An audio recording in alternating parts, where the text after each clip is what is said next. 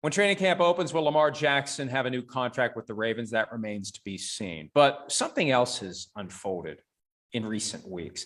Lamar, love him as a player. You know my opinions by now on whether or not he should have an agent. He definitely should. Absolutely should. He'd have a contract by now. He'd have somebody who's fighting for him when executives are whispering to ESPN analysts that Lamar isn't one of the top quarterbacks in the league, because the agent would be filling the executives with examples and spin and argument to say Lamar really is one of the best. That happens. That's real. Those conversations between top agents and executives and coaches happen all the time. And if you've got somebody on your side, it makes a difference. He hasn't had the benefit of that. He also doesn't have the benefit, apparently, of someone who can say, hey, Lamar, put down the phone.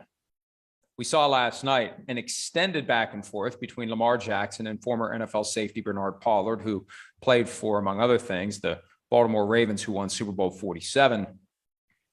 Pollard dared to criticize Lamar Jackson's skills as a passer. Now, the first tweet from Pollard in response to a Ryan Clark observation about Jackson's omission from the ESPN top 10 list, that went unnoticed.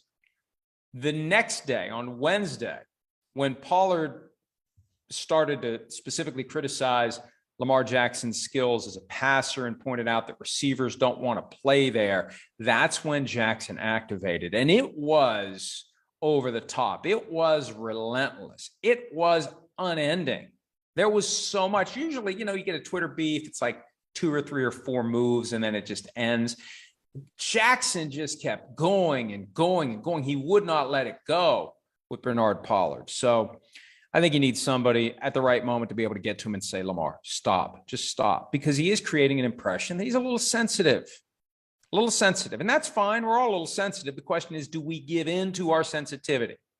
And sometimes Lamar does on social media. And I don't know if this is just a product of the generation, but for some kids in that age group, and he's my son's age, and I don't know that my son is approaching social media this way, but I feel like some in that demographic will act like it's some sort of a separate life, like it's a Clark Kent Superman thing, like you can be a different person on social media than who you are in life, like things you would never say to someone, you'll say on social media. The way people are when they are sitting inside of a car behind the wheel, concealed only by completely clear glass. All of a sudden, you're giving everybody the finger, and you're all gestures and yelling and screaming, stuff you wouldn't do if you weren't behind the wheel of a car.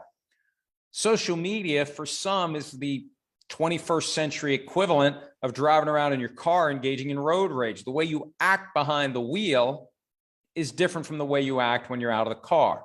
When you're behind the wheel of social media, some are completely different than they would be otherwise. And we're kind of seeing that from Lamar Jackson, because we've never seen or heard anything from him in his interactions with people directly that would suggest that he'd be that sensitive and that brutal and that over the top. And he was all of those things last night in his fight with Bernard Pollard.